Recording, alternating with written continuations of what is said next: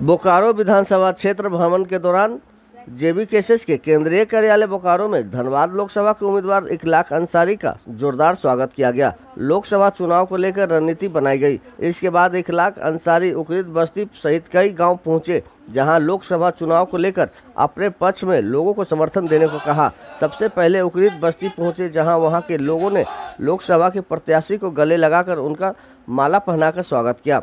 लोगों से जेबीकेएसएस के प्रत्याशी ने समर्थन मांगा। इसको लेकर जेबीकेएसएस के महिला मोर्चा केंद्रीय उपाध्यक्ष सरोज कुमारी ने कहा कि हमारा संगठन स्वास्थ्य, शिक्षा और स्थानीय नीति से जुड़ा है। आपका चैनल को जोहार करते हैं। बहुत सौभाग्य की बात है कि मेरे क्षेत्र में बोकारो विधानसभा में टकलाल अंसारी आए हैं। उनके लिए बहुत बहुत धन्यवाद हो, बधाई हो। क्या उम्मीद करते हैं यहाँ की जनता के लिए, क्या संदेश दिलवाए? यही उम्मीद करते हैं कि उनका जीत हासिल हो, और हम लोग सब उम्मीद किए हुए हैं जेबीकेएसएस के जितने जेबीकेएसएस के पार्टी के जो भी है सबको पूरी समर्थन देना होगा तन मन धन से, ताकि वो उनका जीत हासिल हो, ताकि मेरा पार्टी मजबूत हो। सबसे पहले आपके चैनल के माध्यम से सारे झारखंड वासी को खतियानी जोहार है। और एक सांसद प्रतिनिधि होने का बहुत बड़ा जिम्मेदारी होता है कि आप समाज को, अपने जिला को इस दिशा में लेके जाते हैं। और सबसे बड़ा मुद्दा जो होता है आज के, देखिए, वो शिक्षा का है, नीतियों का है, रोजगार का है, स्वास्थ्य का है। तो अगर हमारे धनबाद जिला में अगर अच्छे प्रतिनिधि होते, हमारे अच्छे नेतृत्वकर्ता होते, तो शायद हमारा धनबाद जो खनिजों से लबालब है, इसका रूपरेखा कुछ अलग ही होता है।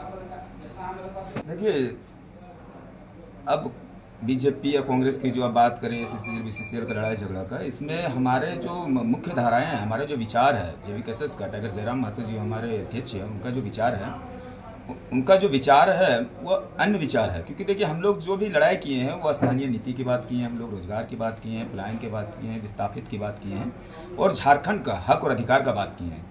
अगर कहा जाए तो हम 2000 से झारखंड अलग हुआ है, 24 साल का झारखंड हो गया है, लेकिन आज तक हमारी पहचान नहीं मिल पाई है। तो सबसे जो मुख्य लड़ाई है वो हमारा पहचान का है। अगर हमारी पहचान मिल जाती तो हम पढ़े लिखे लड़का हैं। मैं खुद एमए और बीएड किया हूँ, और एक प्राइवेट स्कूल का टीचर हूँ, और मेरा एक छोटा सा स्कूल भी है।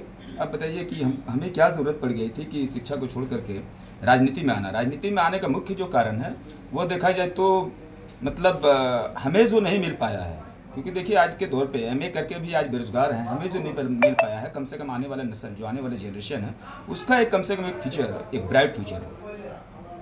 हमारे जो भी प्रत्याशी और जहाँ से भी हैं, क्योंकि if I talk about Tiger Jairam Mahato, he is also well qualified PhD students. And second candidate if you talk about, that's me, M Ikhlaq Ansari from Dhanbad Lok.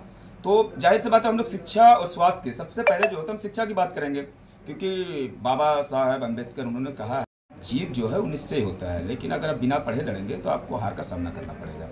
तो अगर एक बात कहा जाए तो हमारा सबसे मुख्य उद्देश्य जो होगा वो शिक्षा का होगा। क्योंकि हमारे देखिए ग्रामीण क्षेत्र में आप जाइए, आपको पता चलेगा कि कितना लचर स्थिति है शिक्षा का, कि सरकार का आंकड़ा में रहता है कि आपका एक वर्ग में, यानी एक क्लास में आपका 40 बच्चा पे आपको एक टीचर देना होता है, यानी 40:1 का रेशियो होता है। लेकिन आप जाइए और इतना चरमरा स्थिति है शिक्षा का कि आप वहाँ देखिएगा कि 100 बच्चा पे एक भी टीचर नहीं है। तो बड़ा ही दुखद बात है। और सरकार का तो ये रहता है कि किस प्रकार से झारखंड में शिक्षा को इतना लचर स्थिति में आप कर दीजिए, ताकि ना बच्चे पढ़ेंगे ना आवाज़ उठाएंगे। और हमारा जो मुख्य बिंदु पर होगा वो शिक्षा स्वास्थ्य होगा, ताकि मेरा जो फ्यूचर जनरेशन है वो कम से कम निडर होकर के अपनी बातों को रख सके और अच्छा जीवन यापन कर सके।